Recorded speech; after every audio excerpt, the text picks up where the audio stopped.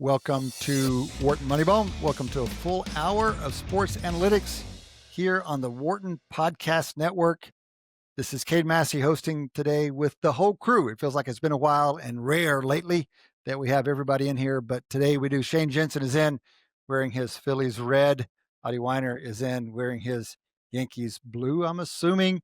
Eric Bradlow is in wearing something baseball related, Hall of Fame. And I'm in here wearing just a normal button-down shirt because, it's not college football day yet. It's only Tuesday. This is Tuesday afternoon. We're gonna record as we usually do this afternoon here at the very end of the Cleveland Guardians Detroit Tigers first wildcard game, kicking off the playoffs this afternoon in the ninth inning. We'll probably have an update here in the next few minutes as that game wraps up or not, or goes into extra innings. But otherwise, we're going to run a regular show in that we'll have a guest here in the first half hour. We'll have open topics in the second half hour. And then we are going to have an overtime guest in a third half hour. If you want to stick around, if you want a little more conversation, we're going to have talking a little Ryder Cup in the last overtime segment. You want to stick around. We've got analytics. We have a wonderful conversation lined up. We'd like to welcome back to Wharton Moneyball, Jamie Smoliga. Jamie has even more letters than we have after our names, guys. He's got a DVM name. That's, I don't even know. Is that, well, he's going to tell us what it is. I can imagine what it might be. He's got PhD out of his name. We know that. He has FACSM after his name. But his title, which is a cool one, Professor, Department of Rehabilitation Sciences and Director of Research, Doctor of Physical Therapy Program in Seattle, Washington at the Tufts University School of Medicine. So Jamie, welcome back to Wharton Moneyball. Thanks so much for having me again. I really appreciate it. So it's clear, from reviewing your academic work, you do work, let's call it broadly in translational medicine, athletic performance, injuries. You also write about these topics. I did not know, but I will, beyond the abstract. And you're a lifelong Olympic sports fan. We could ask you about so many things, but I think one of the topics you've been working on lately is, I'll probably mispronounce her name, but Faith Kipyegon, and her attempt to break the 4-minute mile. So could you please give us a status? Maybe this would be good for our listeners. Obviously, Dr. Roger Bannister broke the 4-minute mile for men years and years ago. You'll probably even know the date, probably sometime, I don't even know, the 60s, 50s, I don't know. 50s, I think it was, late 50s, okay. Right? Yep. And so just, you're going to give us, Jamie, the history, like how close are women to breaking the 4-minute mile? Will it actually happen? We'd love to start there, and there's lots of stuff we want to talk to you about. Sure. That sounds great. Yeah. I mean, as far as, track and field, it's definitely a passion of mine. I got into it in high school and have been hooked ever since. So yeah, Faith Kipyegon, she is a 3-time gold medalist in track and field from Kenya. And she's gotten the closest to breaking the sub 4-minute barrier as any female has right now. She is the current world record holder in the mile, and that is her time is 4:07.64. So she's about 7.5 seconds away from a sub 4-minute mile. And let's just stop by saying that's really fast. I mean, that's really, really, really fast. And I think that's one of the first things I really want to acknowledge is whether you're a man, whether you're a woman, it's a fast time. Now, if you are an NCAA Division I men's track and field competitor, then you're surrounded by a bunch of other fast people. 4:07 doesn't seem fast. But trust me, it's really fast whether you're a man or a woman. And so she's about 7.5 seconds away. But the thing is, 7.5 seconds away from a mile world record in the grand scheme, 7.5 seconds away from a sub 4-minute mile, there's a lot of ground there. I mean, that's, it could be, despite what Nike told us in the breaking 4 attempt, it could be decades before we see somebody go under 4, or maybe it could happen in the next few years. But there's still a lot of ground to go before somebody breaks 4. Let me ask you a question. I've always thought about this. So, one of my former colleagues when I worked at ETS, Adi and Shane know him well. His name's Adi Wyner. Studied this issue a lot, which is trajectories of records. And there's lots of neat graphics. How far back would we have to go in time? Like, when was the women's record roughly 4:15? And how long has it taken? And I imagine whatever number you give me, let's say you tell me 10 years ago, 20 years ago, 30 years ago, I don't know what it was. I guess your point is it's going to take potentially longer to get the next 7.5 seconds than it took to get the last 7.5. But I could be wrong, but Yeah, that's what I would say. I think all these we get to this point where there's we start getting to this threshold where we've got diminishing returns, where people start just chipping away at the world record, and it's measured in tenths of seconds, or maybe even seconds. Now, Faith Kipyegon, to her credit, she took the world record down from I believe it was 412 to 407, wow. which is really impressive, in itself, that translation. So it's possible somebody could come up, somebody could have a really breakthrough performance, but a breakthrough performance would be 2 or 3 seconds. 7.5 seconds is going to be a lot. So Adi, just please. quickly, yeah, I'm looking at the record charts. So it stayed for over 20 years, pretty much right around that time, 412 or so. And then Faith did drop it. Any of that drop have to do with technology, shoes or something? I mean, because that's always the wild card in all these things. Right. And I would say definitely pretty much all the world records in track and field have something to do with shoes. Now, again, anytime we talk about any of these world records, I think we need to start off by saying that number one is the athlete is putting in the hard work. If we go up to some random person on the street or even a really good runner and we give them a pair of shoes that are spectacular, they're not going to become a world record holder because of the shoes. Faith Kipyegon, it's a combination of incredible hard work, incredible coaching, just motivation, drive. And then you add a pair of super shoes onto that. And these super shoes that have been around since 2017, those are going to improve in performance by maybe up to 5%, which is gigantic. And this is why we've seen since 2017, we've seen all these distance running world records fall, and the entire field has gotten fast. And so the shoes are definitely a big part of her world record and everybody's world record. Jamie, let me ask. Just if you took the world record from 1995 and put them in the shoes, they'd be running 407 too, is roughly. Yeah, I mean, I think that's fair to say. I think they would be, maybe if not 407, it would be close to that. These shoes, the super shoes, have changed everything in distance running. Right, because it puts in perspective the forecasting. So the forecasting is really, really hard when you are assuming or don't assume there's some sort of human limit, and it changes the entire way you do the mathematics. And the shoes just really break through that kind of barrier because it's not a human limit. It's all of a sudden finding a technological advantage. All right. Right. Yeah. So if we look back, again, Kipyegon broke the world record, in 2023. And, before that, in 2019, it had been down to 412. But before that, you mentioned 1996. That was Svetlana Masterkova had the world record in 1996. And, could she have run 5 seconds faster with super shoes? Perhaps. And so again, we think about like the cinder track versus rubberized track versus now the really fantastic track surfaces that we have, even indoor records, banking, things like that. It's a completely different game. Jamie, let me ask you, is there an ideal size for a track and field person that's trying to run a mile? Because you're both obviously a doctor of, physiology. I assume you're actually, just correct me, you're a real doctor, right? We're PhD doctors, but you got some sort of medical degree, no? Yeah, I've got a doctor of veterinary medicine degree. Now how I went from veterinary medicine... That's what I thought DM was, but I didn't want to... Okay. But how I went from veterinary medicine to a PhD in sports medicine, that's a story for another day. But as one of my colleagues put it, I'm qualified to treat the horse and the jockey, I guess. Although I really can't treat the jockey. I could just analyze their performance. I'm not a medical doctor. Could you give us a sense, though, what size is Faith? And is there an optimal size? I could argue both ways. Like if she were maybe a little bit taller, she'd have a longer stride length. Maybe it wouldn't slow down the speed of her movement and she could still get as many, I'll call them RPMs, and therefore she could run faster. Is there an optimal size?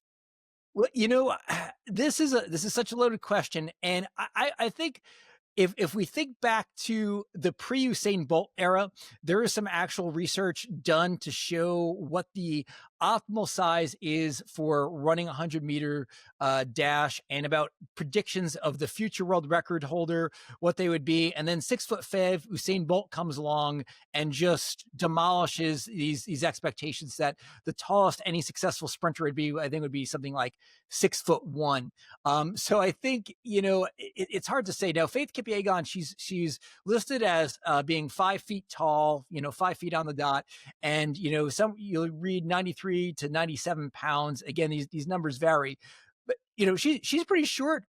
But again, that's within the normal realm of female distance runners. Somebody like Paula Radcliffe, who was the former world record holder in marathon, I think she was around 5'6". I think in the mile and the 1500, for both men and for women, we see a variety of body heights. We see guys that are right around Faith Kipyegon's height, maybe 5'2", 5'3", to men that are over 6 feet tall, running sub 4-minute miles and at the world-class level. And also, too, we also see a wide range in, body dimensions. You'll see some really, really lanky people, and then you'll see some that are a lot more muscular. So I think it's hard to say, is there an ideal size? I think the one thing within track and field where there seems to be one specific body type, one specific phenotype, is the high jump. Every single high jumper is tall and lanky, but other than that, there really does seem to be a lot of body diversity, we'll say. Pole vault? Mondo Duplantis, he's the best that's ever been. I don't know. I feel like if you saw him in, t-shirt and shorts at Walmart, you wouldn't know that he's the best pole vaulter that's ever been. I think he's pretty nondescript. I think he's right around 6 foot tall. Yeah, he looks muscular, but I think there's been some more muscular ones, some leaner ones, maybe pole vault, but yeah. Please. Yeah, well, I know that's impossible to satisfy Eric's curiosity. He loves to learn about everything, but there's a big event that happened with Nike and Faith that I did some reading. It's extremely interesting. And so can you tell us about that event and what happened? Right. So I think it's important to get to the backstory of the event. And that's what made the event happen.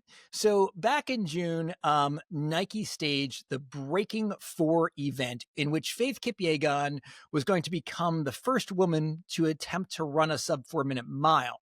And so the backstory behind this is, in February of this year, February 2025, there was a research paper that came out proposing that Faith Kipyegon's world record of 4:07 in the mile, if she had proper pacing throughout and proper aerodynamics throughout, which meant if she drafted just as NASCAR drivers draft, if she used like the most perfect of the perfect drafting techniques, just maybe she could run a sub 4-minute mile. In other words, her 407.64 mile was equivalent to a sub 4-minute mile under the absolute perfect ideal conditions. So this paper came out. Would that qualify as a world record under those conditions, or would it not?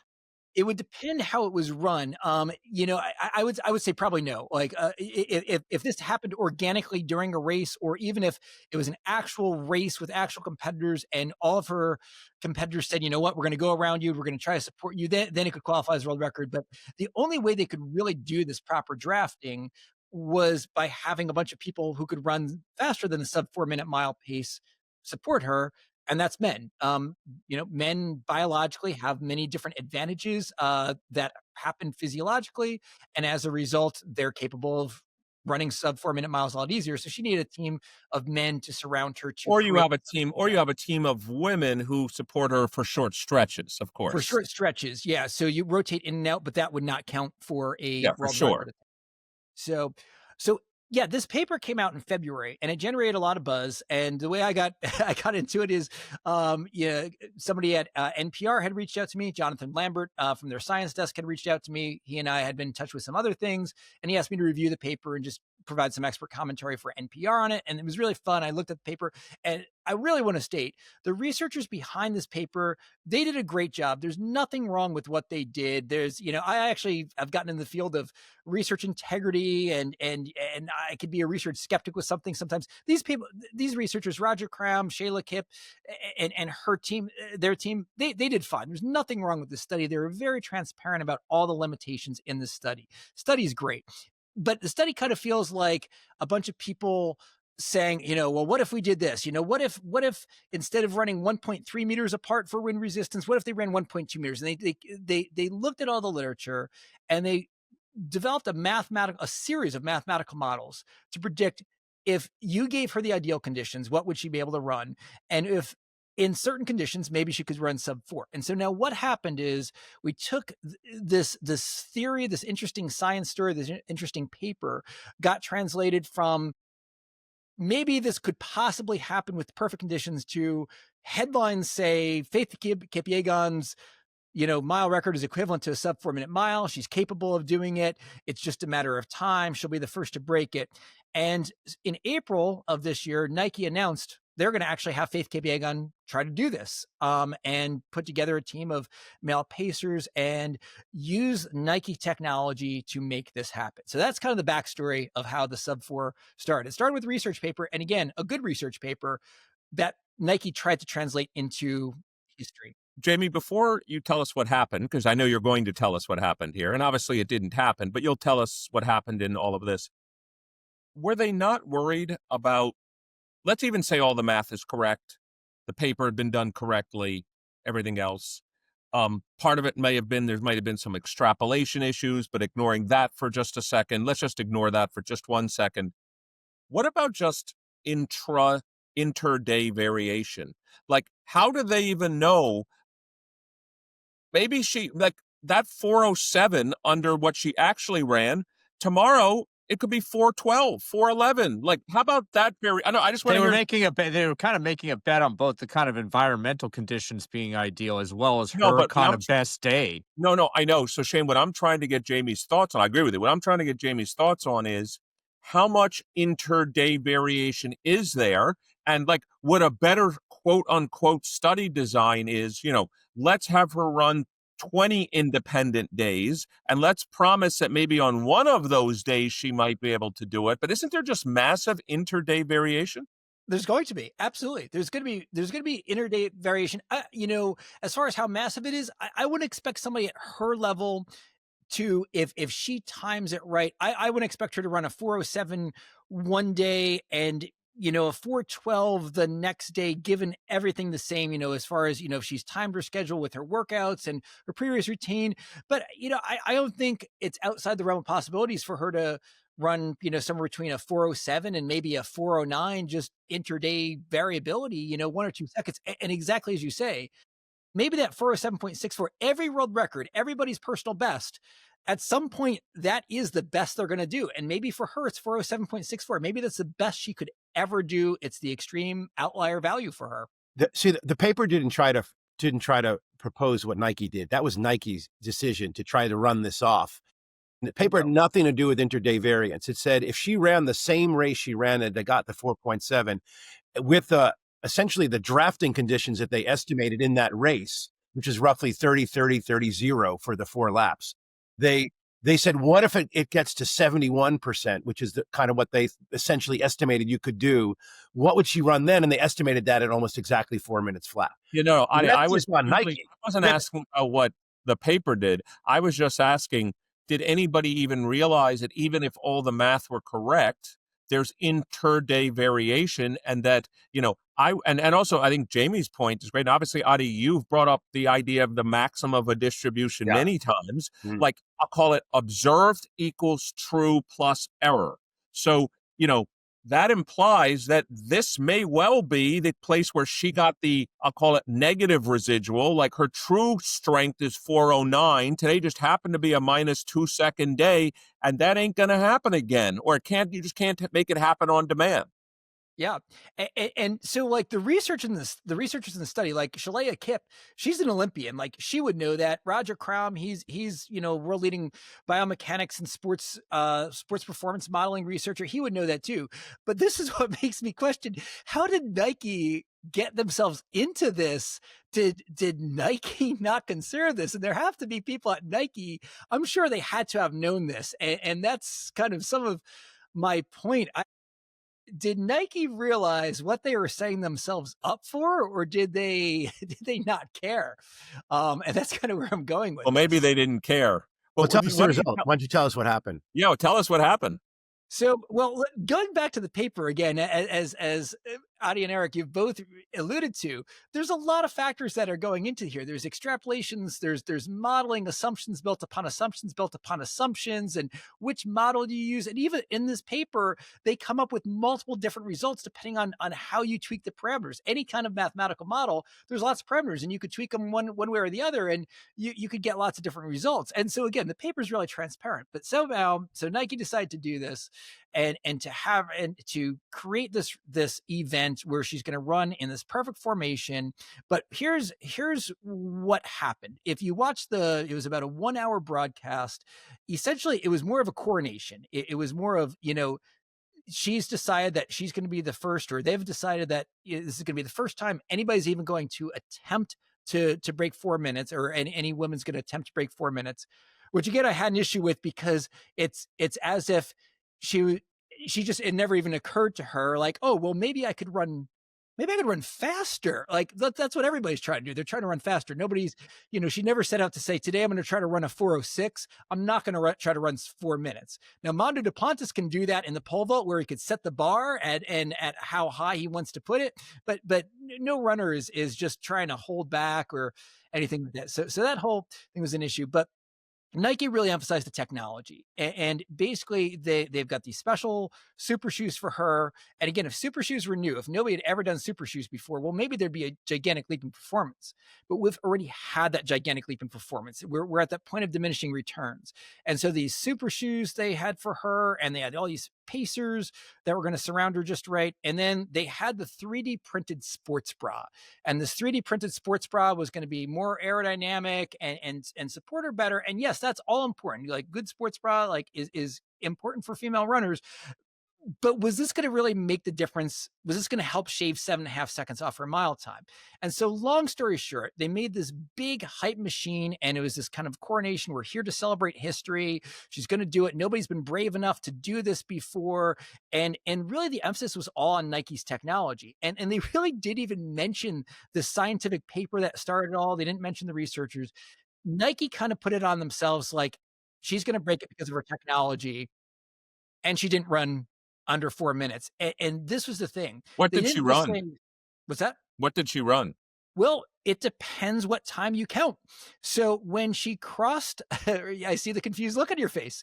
When she crossed the finish line, the clock read 4:06.91. So she took her 4:07.64 down to 4:06.91. So she saved about 0.7 of a second or so off. But the official time was 4:06.42. So after the race, her time actually got faster. A half a second came off. And that was because normally when a race happens, the gun goes off, the sound of the gun triggers the start of the race. And then when you cross the finish line, that's your time.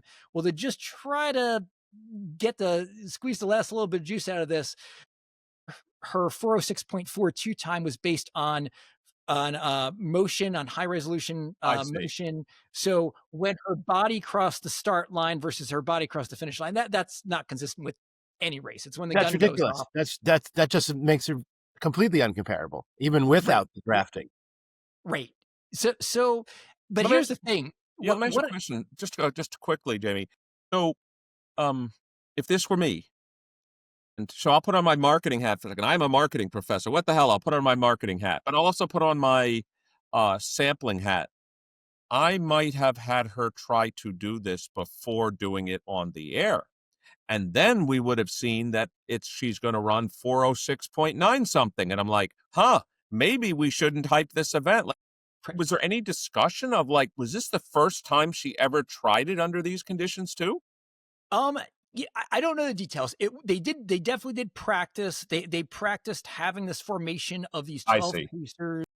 There was a lot of practice, but I don't think anybody tried going all out. And it's a lot to ask an athlete to go all out in, given maximal effort. You could get injured. It's going to disrupt your training. And especially, she's got bigger fish to fry. She did have world championships this year where, she did actually win a gold medal, and a silver medal as well. So I don't think they actually tried an all out version, but I think that, I think it would have been good to at least do some 100% maximal efforts with at least halfway through or something like that, or at least 95%. And I don't know the details of what. So, Adi, let me give you Adi, let me give you, Adi, the last question before we just ask you, Jamie, what you're working on next and now. So, Adi, please go ahead. Yeah. So, I mean, my immediate response is I don't think Nike really cares. Maybe they do. That would be a question for you, Eric, as a marketing professor. But, I read an article you wrote, which pointed to another article which was written also before the race that said that it didn't really come to a conclusion in a formal way, but it did say that physiologically women are way, way far away from being able to hit 4-minute miles. And that should have given Nike a lot of pause, that this is a lot resting on a draft estimate that seems to be really, really extremal, to squeeze out 7.5 seconds based on essentially drafting, that was the point of the first paper. The drafting can do that. And so that was another piece of evidence that sort of stands out in front of them and wondering. But, but you talked about the mathematics, and I want to respond as a statistician. They built a mathematical model to estimate the drafting effect, which is probably fine, right? Aerodynamics, et cetera. But there's a huge difference between in the field and on the paper. And I would have proposed an actual experiment where we would have done a designed experiment to see my point, what the percentage that you could squeeze out of short distances with different drafting formulations. Yes. And that would have been the way to really figure it out. And they would have learned ahead of time that their on-paper calculation was just way out of bounds. Just for the record, for people on Wharton Moneyball, this is the damn question I just asked Jamie a few seconds ago. But go ahead, Jamie. I'd like to get your last words on this race, how you're thinking about it, and also what you're working on now.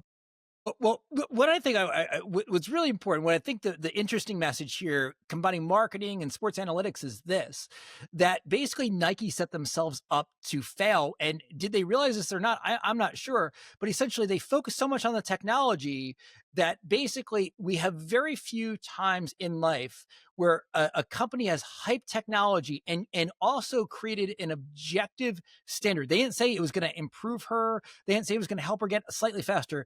They said, yes, it's a moonshot, but we think she's going to be able to break 4 minutes. And you can't say that the 3-time gold medalist in the Olympics, who also won a gold medal this year, who also almost broke the 1,000 meter world record just, a few months before this, you can't blame her and say, well, she's not, it's her fault. The only thing we had left to say is the technology didn't live up to the hype. This technology is going to shave 7.5 seconds off her time. It didn't live up to the hype. And we live in a world of wearables that promise, oh, this is going to make you healthier. This is going to help you run faster. And we live in this world of attribution bias where, oh, I didn't get injured when I played today, or, I read a new PR. It must be the tech. It must be the tech. And the super shoes, I think, are an exception. The super shoes biomechanically really, and laws of physics do support the super shoes do work. But most of this other tech, we just kind of buy it and we assume it's going to work. And I think that's what Nike was going for with this 3D printed bra and all these other things. Like, she's going to break this barrier and we're going to all celebrate it. And it was the tech that made a difference. And it was this rare moment where I think the tech failed in front of everybody. And that's why we haven't talked about the Sub-4-Minute project or the Breaking 4 project since, because it was just kind of, all right, nothing to see here. Let's move on. So Jamie, maybe in the last minute or so, if we had you on next year, which we will again, what will you be what are you likely to be talking to us about a year from now? Oh man, that could be anything. That's kind of the way I roll. There's all types of different things I work on. My guess is it would be sports concussions and some of the technology behind sports concussions and how to, like a 3D printed sports bra, it might not live up to expectations. That would be my guess. Well, we'd like to thank Professor Jamie Smoliga for joining us here on Wharton Moneyball. He's a professor, Department of Rehabilitation Sciences, Director of Research, Doctor of Physical Therapy Program, Tufts University School of Medicine. It sounds like he writes about these topics in his newsletter. So, Jamie, where can people find Beyond the Abstract? It's on Substack, so you could just search for Beyond the Abstract, all one word, .substack.com. You'll find me there, or my last name, which I'll spell Smoliga. If you search for that on Substack, you'll find me, because there's only one Smoliga on Substack. Well, Jamie, thank you for joining us here on Wharton Moneyball. Thank you so much. I appreciate you having me. Welcome back to Wharton Moneyball. Welcome to the second half of this week's show. We've got open line segment coming up for the next 20 minutes or so, and then an overtime guest. on Ryder Cup. So we can talk a little bit of Ryder Cup, but we're going to have Joseph LaMagna in here in a few minutes to talk Ryder Cup in the overtime segment. Guys, baseball kicked off a few hours ago. The Tigers just knocked off the Guardians in the first game of that wild card series. We've got Yankees Red Sox going off later today. We've got the other two wild card games as well. I'm assuming that's what's on your mind, and I would love to hear your thought going into it. And then after we collect a little bit of that, let's go around to me and Shane and see what's on our mind as well. Let's see if we can get a quick round of what caught your eye. Let's open with Adi Wyner. Well, come on, guys. I mean, lots of Yankees in my life right now. Lots of thoughts that the Yankees were not able to overtake Toronto, and reflectively thinking back at years past when ties for the division lead were settled with a one-game playoff. Can't remember. Yeah, obviously can remember games in the past where that happened. And I wish we were doing that again. The fact that the stakes are monumental. The difference between having to survive a 3-game wild card, as we know, coin toss, Jensen tells us all, is so. Wait, but in the old days, it would be a 1-game. Yes, I know, but that's flip instead of a 3-game coin flip. You favor the old days? Yeah, but the idea is it was still a playoff. It was just a shorter one. No, but the idea is that's to decide who wins the division. It's a tie, and we're going to have an extra game. But the only value to win the division is to get the bye and avoid the one. Now there's only a bye for that. Multi-game playoff, right? Back in the old day, you're out, right? You didn't win that, you don't go on. You were out. You play 162 games to decide who wins the division, and it goes in a tie, and then they decide it by the internal record. It sounds very football. Anyway, that's just my way of saying it's the techniques of the other sports are leaching into our history. So that was my obvious thing. And then I have to reflect. I think I was probably feeling a little bit Cal Riley-ish a couple weeks ago in terms of my MVP. I wasn't settled on that, but I think 5 home runs and a 10-point leap in batting average and a 215 WRC plus makes it really hard not to throw my modest little weight behind Aaron Judge. Just comment a couple things that you said, Adi. First, what's interesting about the Yankees Blue Jays situation is that they would have just swapped places, the 1 and the 4, but they play each other if they don't reseed in baseball. So if the Yankees were to beat the Red Sox, which I'll get to that in a second, they would play the Blue Jays. If it had been the other way around, if the Blue Jays had beaten the Red Sox, they would have played the Yankees. So all that matters is, in some sense, the first round, which, as we know, using the Shane Jensen rule, it at least doubles the probability, because I don't know how anyone could argue the Yankees are much better than 50% to beat the Red Sox here. There wasn't that much win percentage difference. They got this guy, Crochet, pitching tonight. I understand we have Max Fried. That's a titanic war, let me just tell you. By the way. That's a coin flip. The whole series is a coin flip. Mm-hmm. So the Yankees' win probability for the World Series, in my view, at best, is cut in half. I was also wondering how much loss there was for home field. This was not the simulation I was talking about off air, but I asked ChatGPT 5. I was very clear in what I asked it. I asked it, after controlling for the fact that the home team has a better record, how much is the home field advantage in a series worth in baseball? That's what I asked it. Because remember, the home team should have some advantage because they had the better record of the two. So it showed me the mathematical model that it built. It controlled for strength of team, and it gave an answer of 1.25%. That's the answer it gave. I could have asked for the empirical distriction, or just. You could have just asked me, and I could have made up an answer, Eric. 2%. Why are we dehumanizing this process? No, but I don't know that. I think it was. You're not interested at all, Shane, in its answer and how it did it. Even if you don't agree with it, you're not interested in how it did it? All right, so I'm interested. I would be interested in your answer or Adi's answer or Cade's answer. Not necessarily ChatGPT. I mean, I can tell you that historically, the baseball advantage hovers around 2.5% for home field. 2 to 2.5. For a single game or for a series? No, that would be a single game. Yeah, so now I have to think about it. Well, it's not hard to think about in the sense that I always say, if you want intuition, think in the limits. If you played an infinite number of games, then the advantage would be 2.5%, right? So the longer the number, I have to think about this. Now, maybe I don't have the good intuition. For a series, if I have a 2.5% advantage, I'm adding stochastic. Is 52 versus 48 a noticeably? Is that noticeable over a best of 3 or best of 5 or best of 7 series? So it is not important probabilistically and for the range of series that we tend to play in baseball. No, I mean, it should add, if it's a 3 or 5 game series, maybe it adds in total 10%. But usually you'd have to, so what ChatGPT hopefully tried to adjust for the fact that the home team is usually a bit better, and then tries to see if there's any residual advantage based on that. And maybe it found something. I haven't done that. So did it do it? I mean, what did it do? That's what it did. It fit a mathematical model for, the probability of team A beating team B as a function. It actually estimated strength parameters for the two teams. It controlled for those. And then it said, given that, what residual variation is there? Now, there could be lots of other factors that it didn't control for, but it did control for the differential win-loss record. Well, okay, it doesn't. Guys, why don't we move on? That's worthy of a lot of conversation, actually, but at least it's an answer. It's an empirical answer. Y'all got real baseball going on right now. So what else besides the Yankees-Red Sox series has most interest for you? Well, I think Seattle's trajectory. Seattle has won the division for the first time since 2001 when Ichiro was a rookie. So I think that is notable. And so, they're kind of new blood in the playoffs after, having the Astros as kind of the AL West, representative for so many years. So I think that's really exciting. But moreover, they've never made the World Series, right? Aren't they the only team in Major League Baseball who's never made the World Series?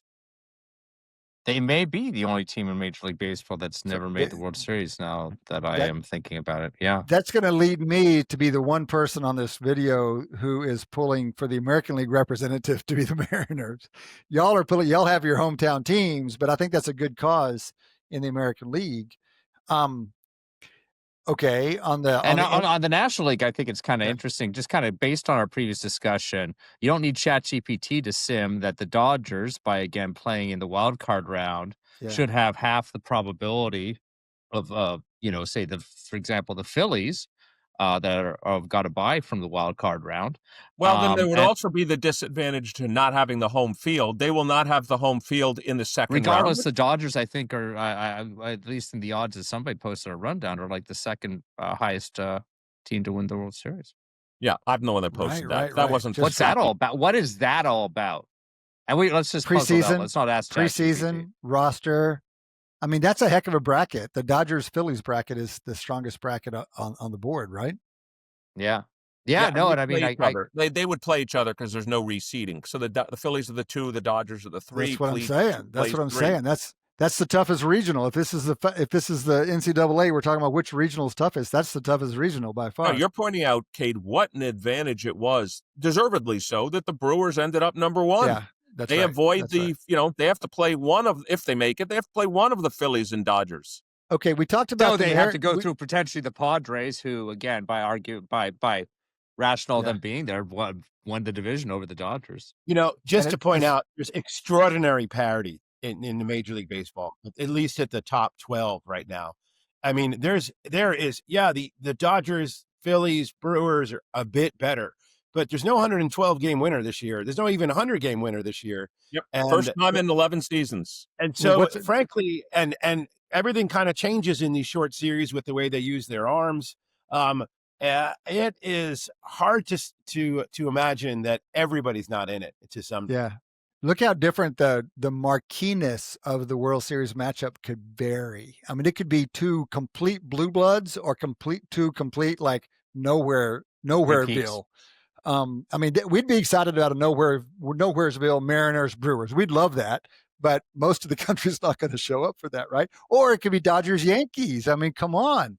So it is going to be interesting to see play out. Okay, fellas, outside. Let me jump in. Since y'all have been talking baseball, let me give you one caught my eye. College football. We're rolling into week 5, and I talked last time about some Andrew Percival ensembling for power rankings in college football.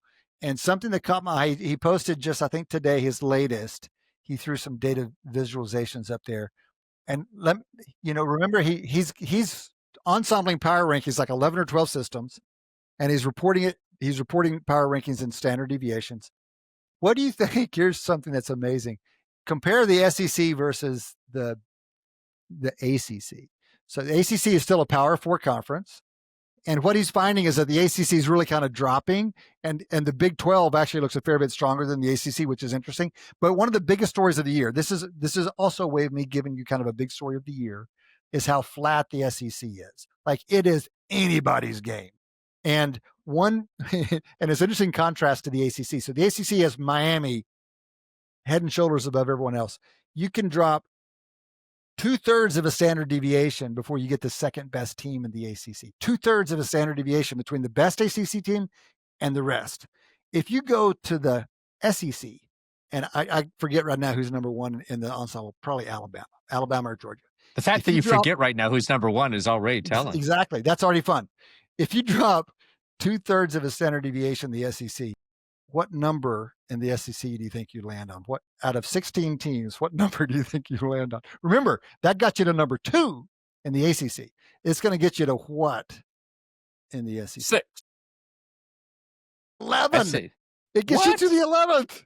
They have whatever that is, 9 teams squeezed in where there exists none. None is more than half the league. Now, what's interesting about that, Cade, I would imagine then that in any sim that looks at the probability that an SEC team wins the championship would have to be quite high, because I didn't say which team is going to win, but one of those teams.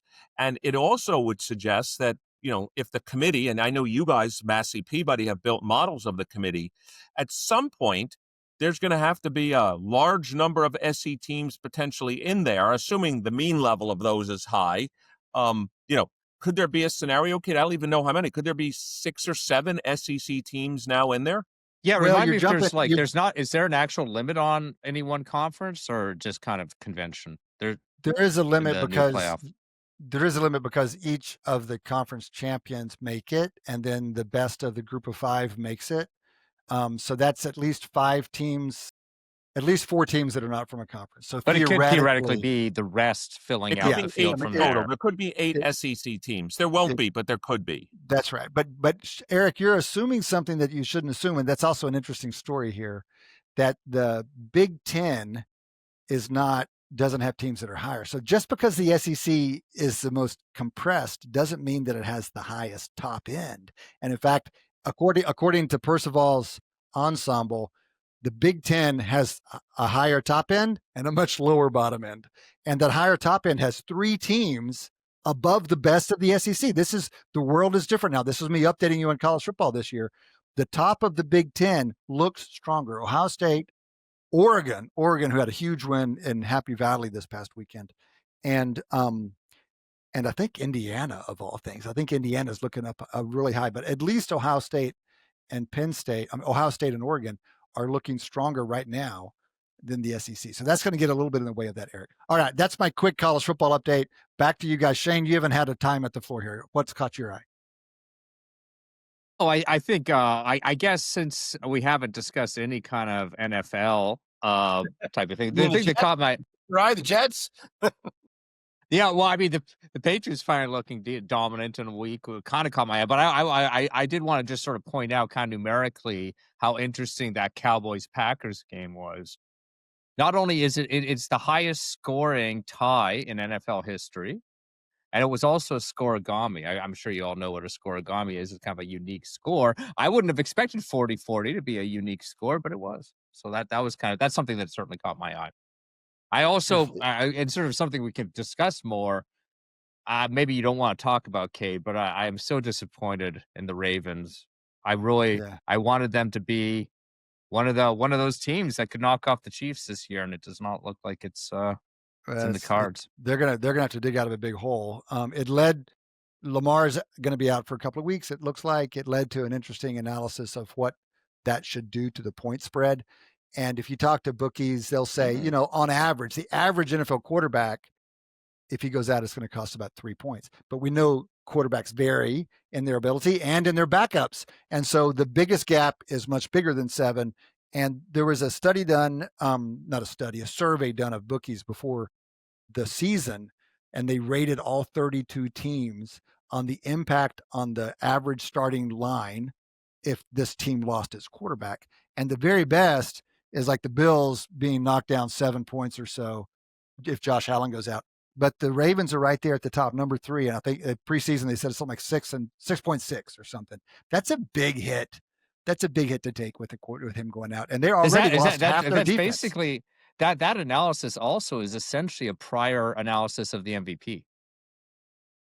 Because it's bookies basically, because there's no way any other play being like, what is the most impact? That's whose loss would lead to the biggest change in line as proxy for a most valuable player. That's interesting. That's how you'd elicit a prior for the MVP if you were to do it, I think. Well, by the way, I'm missing Pat Mahomes is the one. Josh Allen, number 1. Pat Mahomes right there. I mean, dead even with Josh, really. And then Lamar about 0.3 below them. So Eric was going to jump in. Let me just ask you a question. I would think that, one of the things I've been looking at, Cade, obviously you've built models for power rankings. On what basis are the Eagles number 1 in people's power rankings? Like apparently it's the first time in history, by the way, just so you know, that a team is 4-0, but in terms of total yardage, they're 0-4. They haven't beaten one team they've played in terms of total yards gained. Not yet. What about the momentum argument, Eric? When was the last time they lost in a non-Jalen Hurts started I'm always game? I mean, with momentum, but I'm just commenting that they obviously have scored through. They've blocked kicks, they've etc. But at some point, like I'm just asking Cade, what model? Forget the record for a second. I don't show you the record. I asked you to build an offensive and defensive power ranking. And now I ask you to come up with an overall team strength. It's just hard for me to believe that the Eagles would come up as number 1 using that method, but maybe I've got it wrong. No, I mean, it's reasonable, but it does go to show you that not all yards are equal, and situational football matters a great deal, and yards can be quite cheap between the 20s, for example. We also used to have a stat. We only had 4 stats. Our original, it got fancier over time, but our original model was really simple. Just, basically passing efficiency, rushing efficiency.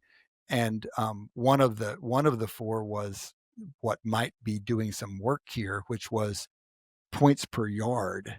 And we picked it up off of a telecast, and we turned out to find that it was predictive. And it's kind of a residual. It says something about special teams. It says something about turnovers. And apparently the Eagles are doing well in it this year, because to be behind on all the yards but ahead in the win column on all games says something about points per yard. And this is selection bias here, though. I have to be careful with this, because you watch this. Eagles they get a fumble or interception, they run it back. You got to give the ball up after you do that. You don't have the opportunities to generate the yards when you score on these special teams plays. It takes your time of possession away. It's not saying that they wouldn't have done it. They did it, right? Oops. So it's not necessarily an indictment of their play to have got a whole bunch of special teams scoring. And you really have to look at the yards per play and some of those measurements. Rather than the fact that they, because if you don't have the ball, you can't score yards, right? So you can't get yards. So I think it's a little less as shocking, that statistic, Eric, than you immediately comes to mind. Although it is important.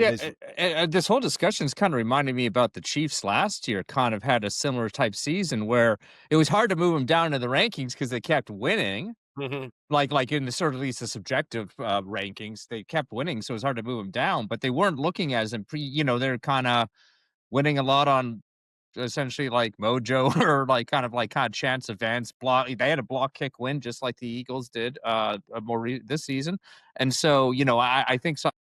That's perhaps something where maybe it will kind of catch up with the Eagles once or twice this season. I don't think they're going to go undefeated, but it is also, I think, evidence of a strong team that they keep having. At least they're in a position to win every week. We're talking about asking the question whether there's something you can put in the model. This is really the heart of what Eric originally asked. Is there something you could put in a model that captures this mojo that Shane just referred to? Is there something objective and predictive that you could put in there? And it's a very fair question, guys. While we're on NFL, real quickly, let me just stay on this one just for one more second. I just want to ask my question that I always frame it in this way. So, Adi, Shane, Cade, I give you the stats. I ask you to predict who the Eagles are going to play next week. Okay, I think they're playing the Broncos, by the way. Yeah. I think, let's say they're favored by whatever, 2.5, 3.5, whatever the number is. And I said, no. I'm sorry, guys. I forgot to tell you that they've won 18 straight games, whatever the number is. How much are you changing your prediction? I asked this question I always love to frame it this way. I now reveal this other piece of information. How much are you changing your win probability? Adi, I'm going to start with you because you always keep it real. Yeah, I mean, it's interesting because I think football, 18 straight wins is more meaningful than in really in many other sports because of the team kind of component of it. And here's the thing that I would follow up with a question to all you experts in football, which is how much does high leverage performance disparities between low leverage performance inform? Like the classic baseball line, which is transformed baseball, is that we don't care about high leverage versus low leverage performance. It's all randomness. In football, is it? And I would imagine that it's not. And 18 wins tells me quite a bit about high leverage versus low leverage performance differences. Throwing it out. We've been talking about the Eagles and the Eagles Broncos.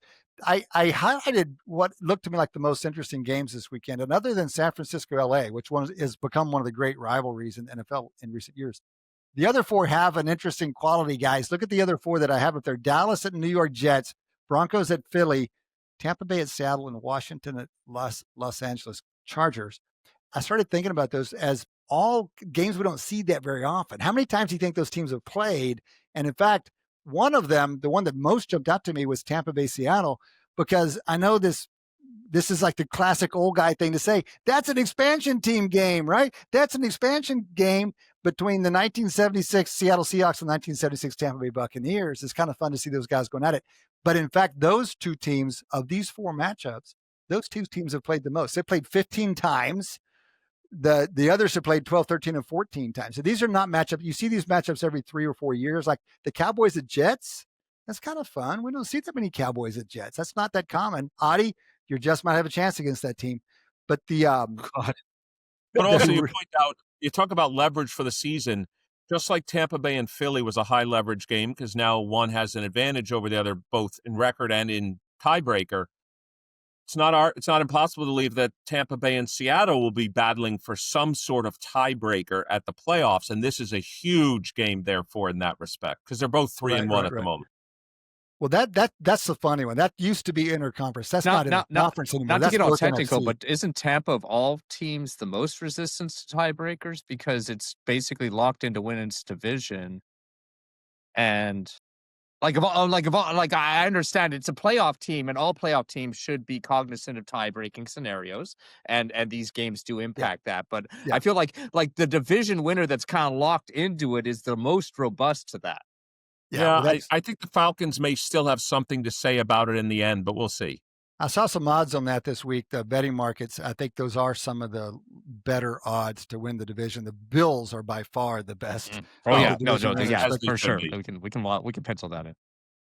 The other thing I just want to observe is the 0-3 Giants beating the 3-0 Chargers is one of the most NFL things. I mean, every year this happens, right? Every year, week 4, some 0-3 team beats a 3-0 team. You think couldn't win. There's no way this is going to win.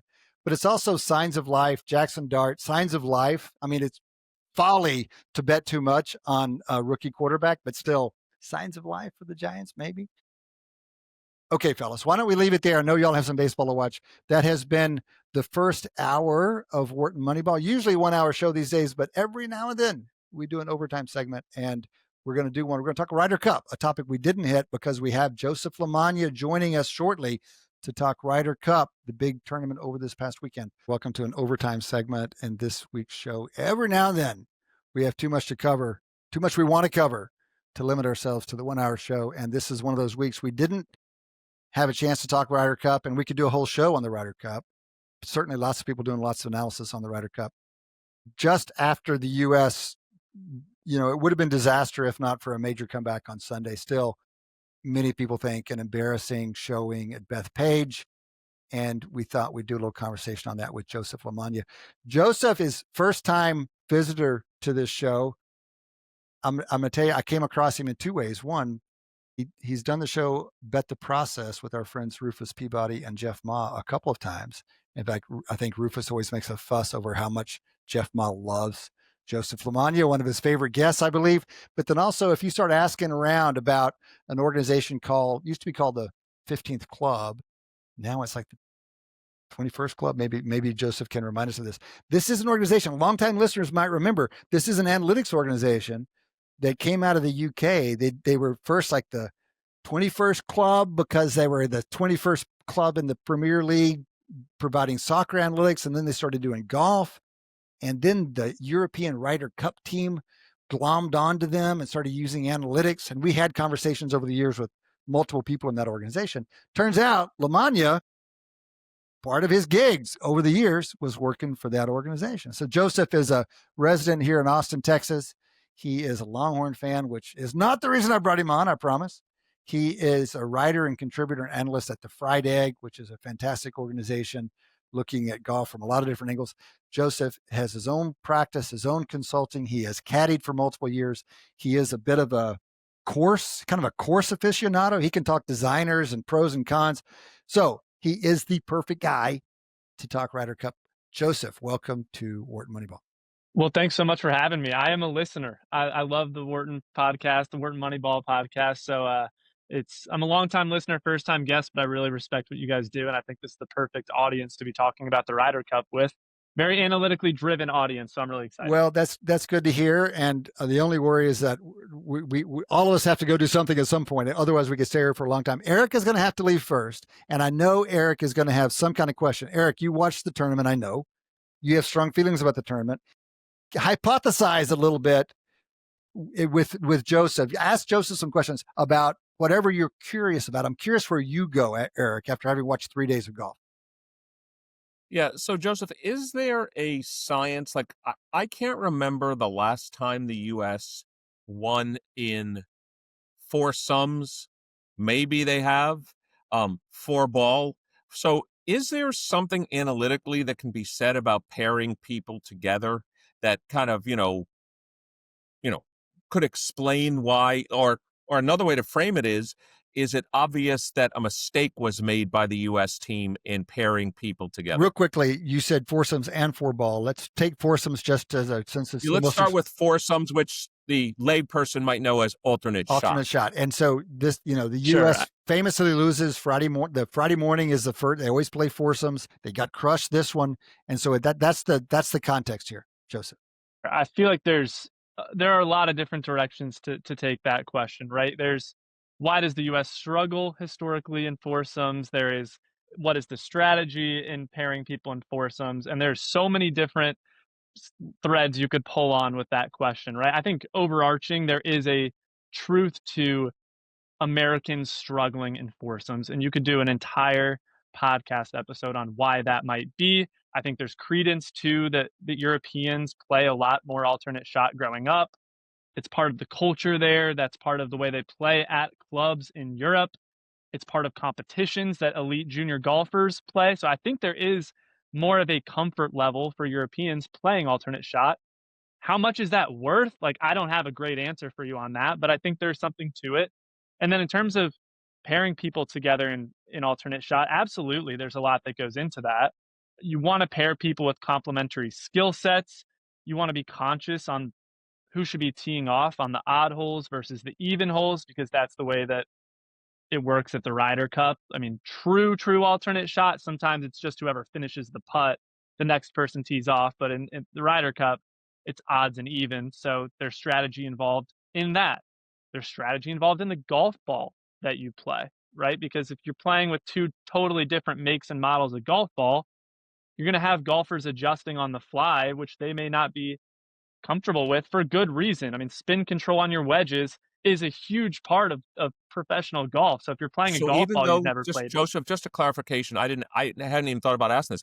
Because of the rain, they were playing preferred lie for at least correct. for the first couple days. Does that mean if you shoot and now I shoot, when I lift your ball, I can't replace it with my ball? It is correct that you're not allowed to replace the ball on the hole, but and this part I actually don't like about the Ryder Cup. You can change the golf ball on each hole. They no longer have the one ball rule in effect, so you can change on the tee box. I think you should have to play one ball the whole time, but to answer your question, no, you cannot pick up the ball as part of the preferred lie and then put back down a different golf ball.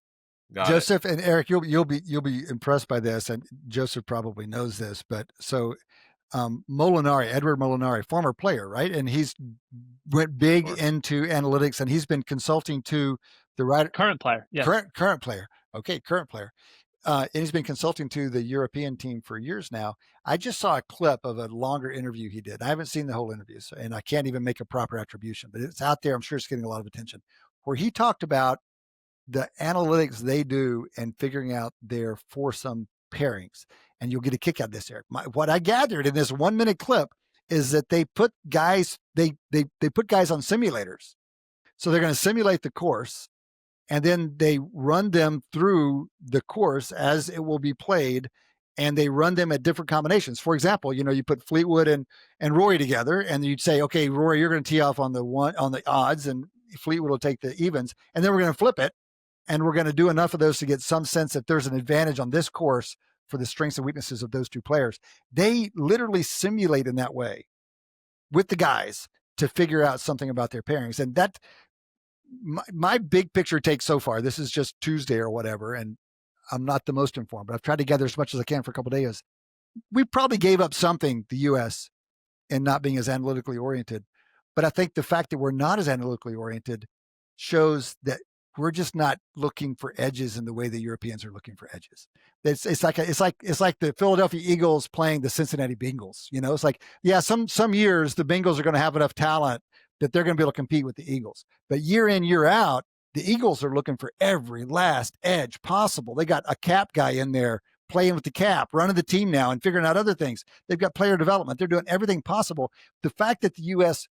let Scotty and who was he playing with? They just decided to flip the order of their. Well, they played with DeChambeau on one set. Maybe that was foursomes. But Eric, they made a flip on tee-off order on their own Saturday, and it just kind of flippantly did this, as opposed to the way the Europeans have studied this, practiced it. It just reveals the lack of diligence. That's my current hypothesis. Joseph. Look, you're absolutely right. The Americans are always behind on this type of stuff, and I think there are real questions starting to be asked about how well the analytics team is performing on the American side. And because as you guys, I'm sure, talk about this all the time on the podcast, using data doesn't mean you're using data correctly.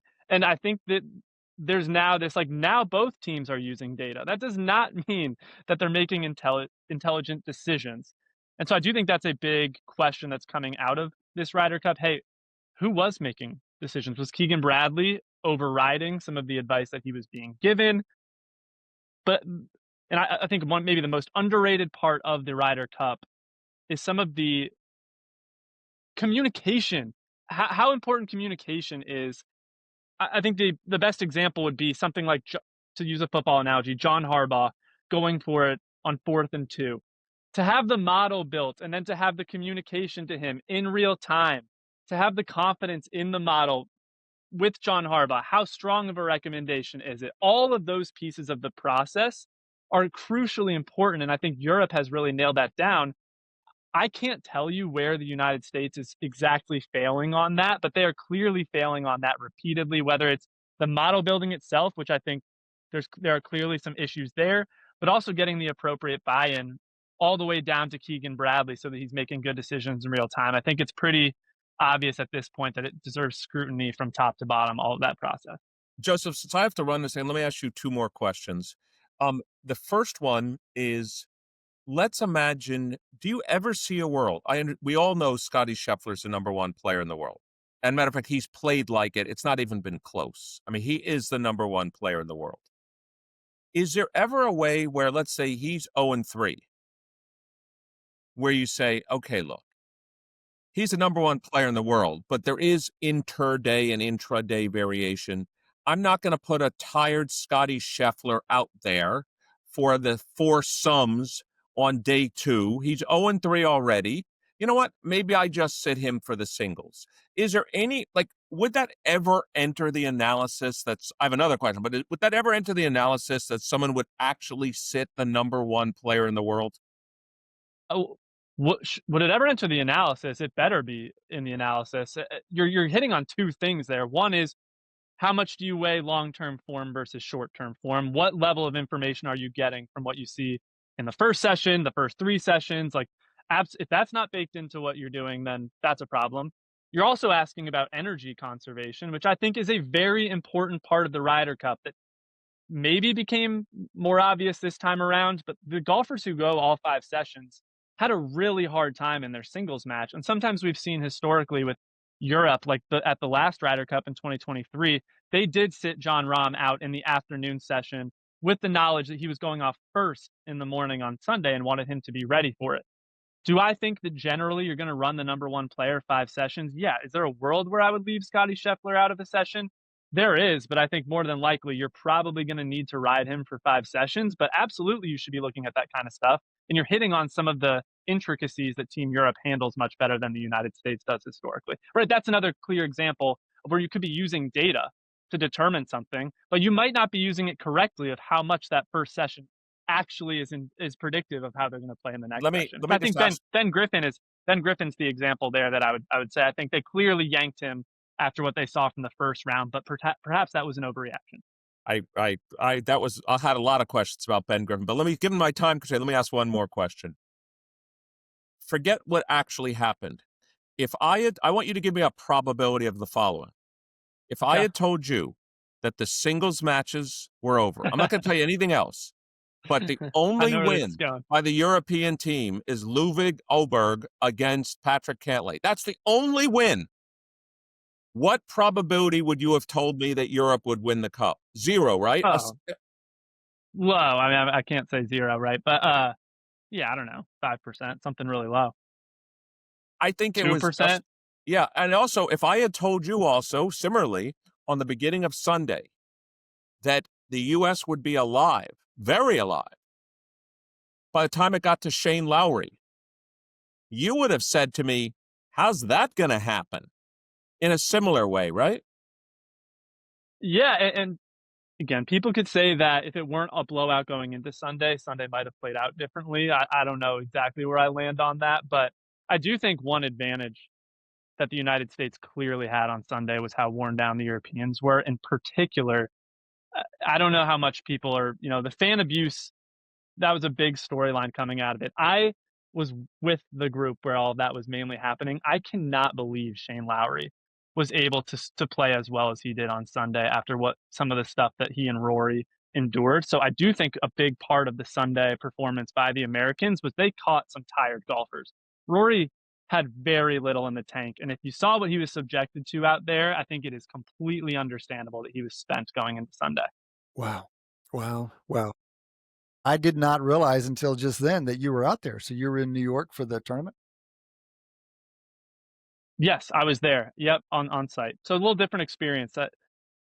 Sometimes you don't always have the best feel for everything that's going on, so you'll have to pardon me if I can't get into the specifics of every shot in every match, but at least for the ones I was with, should have some insight. Yeah. Well, start with what you just said, which was the crowd, which received so much attention. And I had one buddy who was there who talked about how much fun it was and what a great crowd and how interesting it was. And, that's very different from a lot of the reports you get. And then you have the commissioner, whoever it was, that came out and said, I didn't see anything untoward. And that doesn't seem to fit with what you're reporting. Like what would you say about what you saw from the crowd there? I feel like when golf media is reporting about how ugly it is, there's sort of this backlash that thinks people are pearl clutching and being uptight.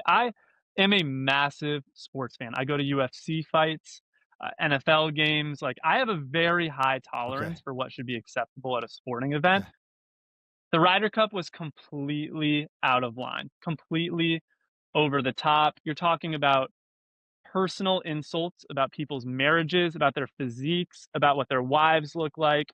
And it's happening, not because it's all loud and raucous. It was loud and raucous, but then it would quiet down and Rory McIlroy would be standing over the ball and somebody from 10 rows deep was yelling something about his marriage that forced him to step back off of the ball while his family is inside the ropes hearing the entire thing. It is not, people are not going overboard talking about how gross the crowd was.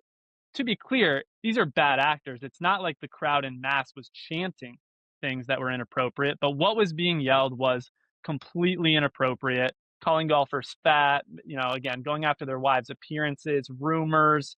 It was really, really ugly, and it's appropriate to characterize it that way without, pearl clutching. Okay. That's helpful to hear from you, and helpful context that you're accustomed to some pretty rough sporting environments.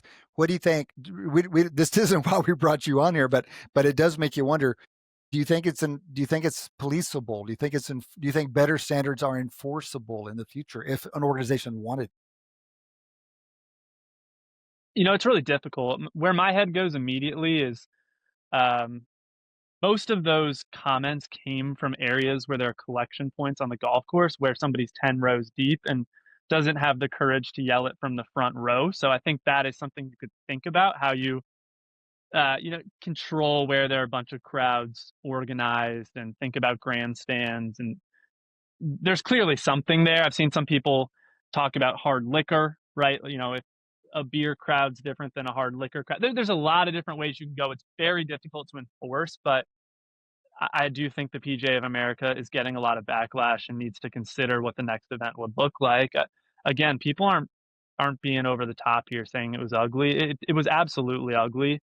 Something should be done about it, but I don't think this is just a problem in golf. We've seen bad fan encounters in a number of ways. I think gambling is involved here, right? I think that has kind of heightened people's propensity to go after athletes when they're mad and they just spent $1,000 on a ticket. They've been sitting there all day. Team USA is losing. They could have a couple $1,000s on the Americans to win the Ryder Cup. So a lot there. It's difficult to solve, but it does need to be solved. Okay. Coming back to the golf, I've seen a range of responses. Dan Rappaport is someone who's been on the show a number of years, and we always enjoy Dan. And he right on the heels of the tournament, he went to the mat saying, it's not Keegan's fault. Coaches don't hit the ball. I'd rather him be a player than a coach. It's all on the players. It's on the players. It's on the players. Okay. True to some extent. Of course, the players have to play. Okay. But then we have some people are blaming managerial decisions, and we can talk about analytics, and we can get worked up about, this. There's all this stuff about Data Golf said that Morikawa's pairing on Friday and Saturday was 132nd out of 132 possible pairings. That's so bad. And people are like, don't take the analytics too far. There's uncertainty on those things and the differences are small, and let's not make too big a fuss out of it. And I am curious your perspective. I mean, I think you see the golf, you've played golf at high levels, you've caddied golf at high levels, you analyze golf. So you kind of see it from all these perspectives. What is the relative importance of all of these analytics that we're talking about, the edges? Because, usually analytics make a difference, but they're not huge differences. We're talking about getting every little edge you can, but they're not huge differences relative to, Scheffler playing well or poorly. Yeah, that's the $1 million question, right? And I think there are so many different pieces of what you're talking about. All of it matters and all of it stacks up. And you hear Luke Donald talk about his level of preparation on the European side down to changing the betting because he wanted the players to get better sleep. And if you look at his pairings at the BMW PGA Championship a couple weeks ago, Europe gets to have input on who gets paired together. And a lot of the golfers that were grouped together ended up being partners in the Ryder Cup. That's not a coincidence. They are actively preparing. To Keegan's credit, he did the same thing. And at the Procore Championship in Napa, those golfers were playing practice rounds with each other, got grouped together. And so I think we have to take a step back when evaluating Keegan Bradley's captaincy and not only focus on the fact that Colin Morikawa and Harris English were paired together twice in foursomes, which was a bad pairing. I do not want to defend that pairing. Okay.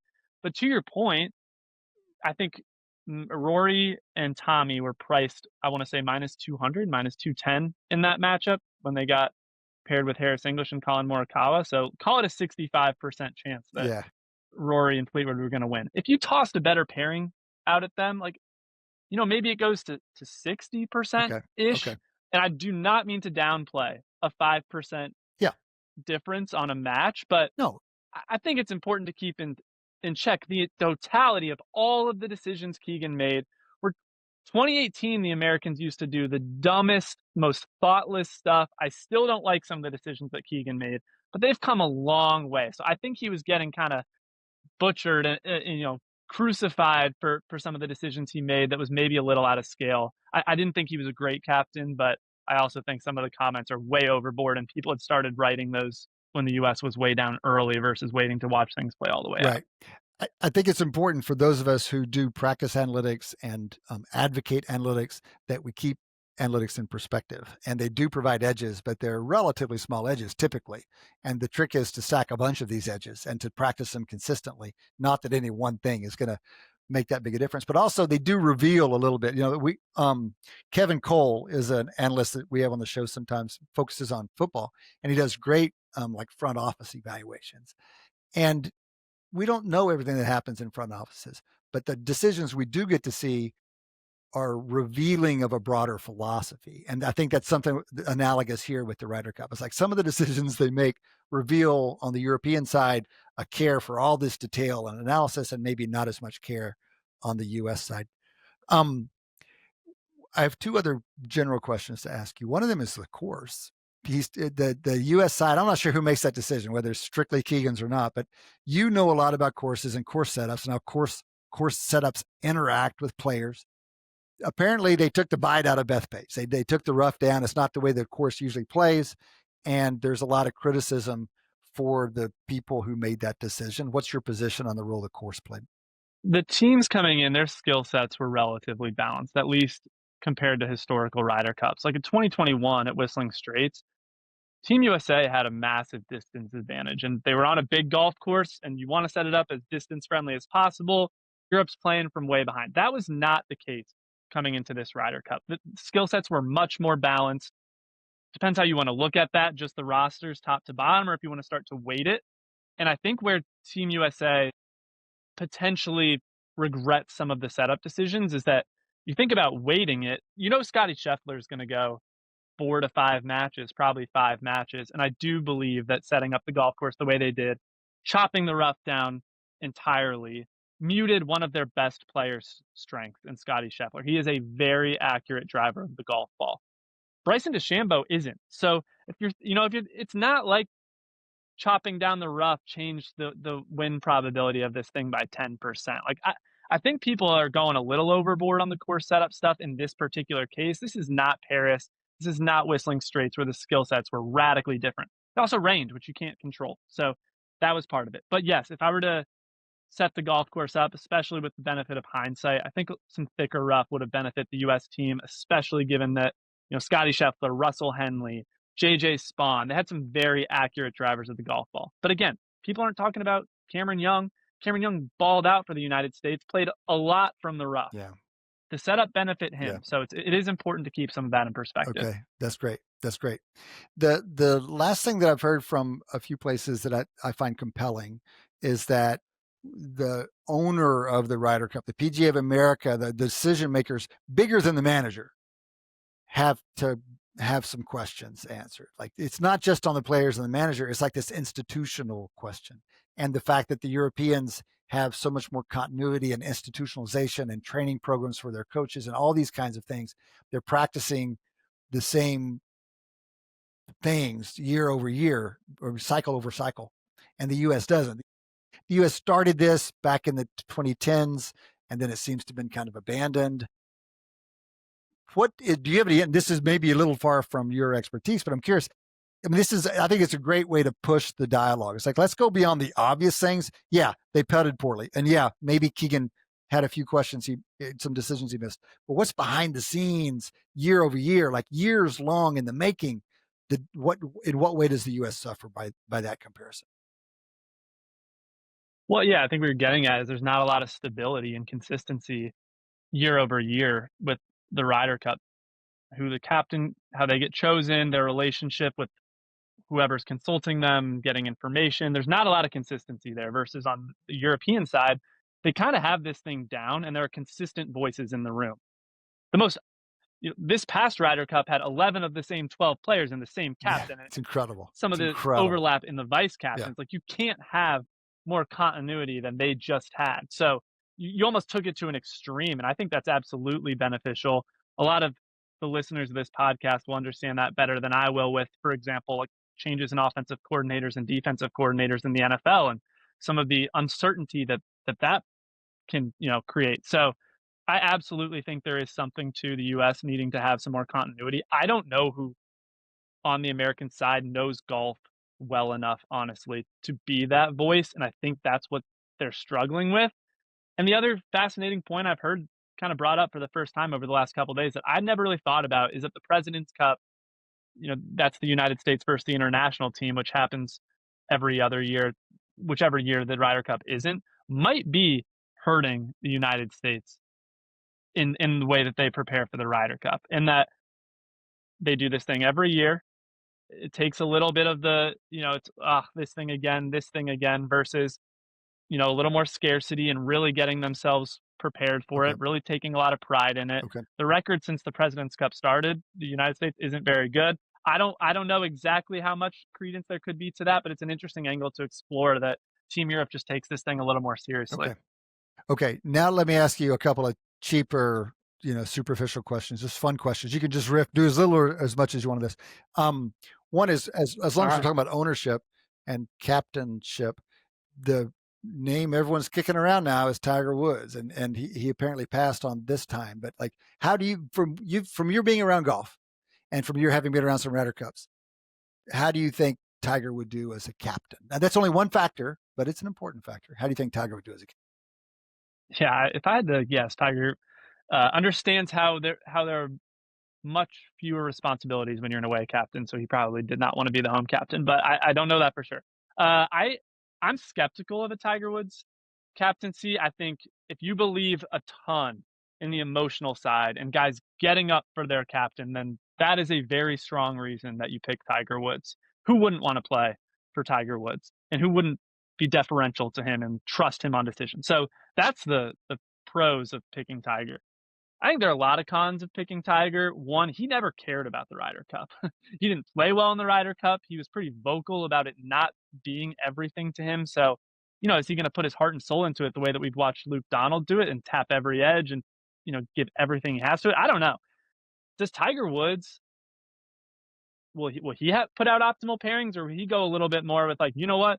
I trust Jordan Spieth in this situation and look at his record from 8 years ago. Like, I am very skeptical of any Ryder Cup captain until we actually see the decisions that they make. So sure, could Tiger be good? He could be, but I kind of like this angle of Luke Donald. Like the player, they were talking about it on our pod today, like the player who got everything out of their game and was very analytical about their game could be the type of captain you want that, is just a little bit more intelligent about the sport. Okay. When you think about that next generation of players moving into the age where they might become a captain, Keegan got there pretty early, obviously. Who might fit that profile that you just described? It's a great question. In thinking about it, I could see somebody like Webb Simpson, who, he never hit the ball particularly far. He was a pretty good Ryder Cup player. Got a lot out of his game, probably pretty intelligent about the game, but I don't know that for sure, right? You'd love to interview them and actually get a feel for their relationship with data, how much they understand this stuff, how open-minded they are. I think those are important questions to ask. Webb Simpson comes to mind. I think Xander Schauffele is actually really intelligent about the sport in a way that I don't know how well he could command a locker room and some of that, but I think he could potentially down the line be an interesting captain. So I don't know that I have some people have some confidence in Brandt Snedeker. I'd be eager to see how he talks about it, but those are a couple names. Xander's a random one, but I think Snedeker and Webb Simpson you will see in the rotation in some capacity. So I guess I'm somewhat optimistic about what they would do, but again, I want to caution that we haven't actually heard from them. Yeah, right. Well, you said this thing, you said, what's their relationship to data, how open-minded they are. I would like to emphasize the latter. Of course, being data friendly or data literate would be a plus, But the most important thing is that people are open-minded and they're interested in edges from anywhere. This is the best organizations, the best leaders are open to edges from anywhere because they realize what we're doing is tough here. It's going to be a close thing. We need to find any edge we can take. And that means listening to some people that might be coming at it from an unorthodox perspective. So I love what you said. Open-mindedness. It seems important in lots of other sports. All right, last question. This could go a little technical. We'll try not to go too technical, especially without Adi, because it's an Adi question. But I do want to hear your take on putting. I haven't seen the exact breakdown on the first 2 days, but or even into Sunday. But I gather that the Europeans certainly seem to putt better than the Americans. So if the stats bore that out, what would you need to see to believe that was more than just chance? And I guess that comes down to your beliefs about putting.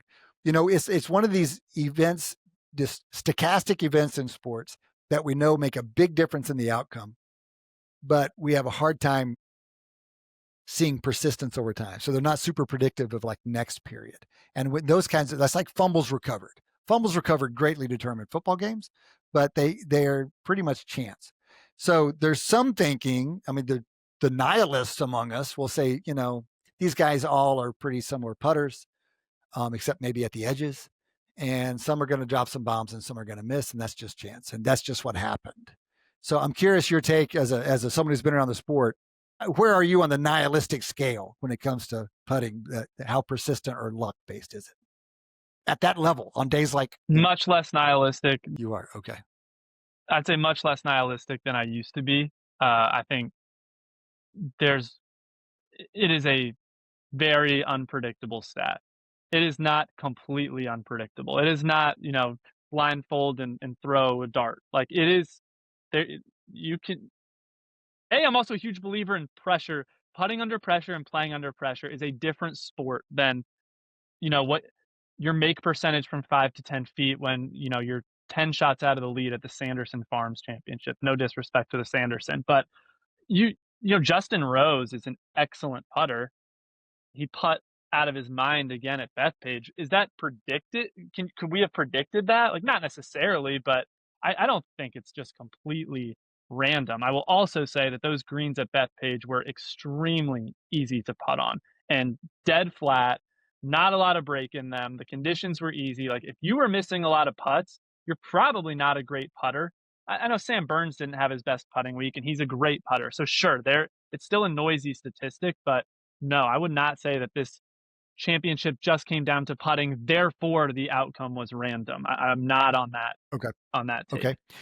You said this thing about pressure, which I think we now, people like yourself who do golf analytics have established this. And I've heard Rufus talk about like guys do perform worse with the lead. That's the single best, I think, example of pressure in golf. Like we know this now. To what extent is there heterogeneity? And to what extent in these teams, these US and European teams, do you think there is heterogeneity in ability to perform under pressure? Or have they already gone out and got kind of the cream of the crop on guys who can perform under pressure? Or is it conversely, the Europeans are so much more experienced, bringing back the same guys, and we had some newcomers that experience alone might have been a differentiator in terms of performance? Yeah, my very unsatisfying answer is that I think performance under pressure is absolutely a real thing, but it is also not necessarily predictive. And we see a lot of golfers who were once thought to not be able to play under pressure, who then go on to win a major championship. And then the entire narrative changes about them over 2 putting strokes, right? Yeah. Alexander Schauffele, that was kind of a pervasive narrative around him. We've seen it with other golfers too. I mean, Cameron Young to a lesser extent. So do I think there are certain golfers who cannot perform under pressure? Yes. Can they figure it out? Maybe. But like Team Europe believes that rookies perform poorly on the road, and that is significantly due to playing in a more high pressure, high intensity environment. So I think there's absolutely something to that. And they took a bunch of veterans to play on the road. It'd be an interesting thing to look at. The data is kind of hard. It's small sample size, and you want to look at strokes gained. You don't want to necessarily look at records, and that makes looking at Ryder Cup, historical data very difficult. But I think it's really hard to nail down who's good under pressure and who isn't. And I wouldn't hold it against somebody too much if they haven't been good under pressure historically. But again, these captains have insight we don't have. They're talking to these people. Sometimes guys are a little timid about some of this stuff. And I know some names of golfers who people don't really believe that they believe in themselves. And I think there is something to it. Interesting. Okay, great. All right, great fun. Joseph, thanks for jumping on here with us for the first time. Thanks for slipping away from the tournament you're covering there in Dallas. Thank you for making time for us on a relatively short notice to talk about a topic that is on everybody's mind right now in the sports world. Joseph, tell us where people can find your work before you go.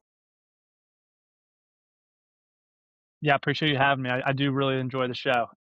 You can read the Friday Golf newsletter or our Friday Golf channels. Like, that's the main place to find us. So I think that's the only thing that I have to plug, and hook 'em. Hook 'em. All right. Big game. Back to SEC play this weekend. Let's get it going. Joseph, there we go. Thanks for having us, and thank you, listeners, for being with us through this overtime segment. Many thanks for the whole team here. Eric Bradlow, especially for jumping in and running point in that first half. Adi Wyner, Shane Jensen, the whole crew here for the whole time. Deion Simpkins making things happen. Dee Patel and Marissa Reyna, the full team. Many thanks to you guys, and thanks to you, listeners. Come back and join us next time. Between now and then, enjoy your sports.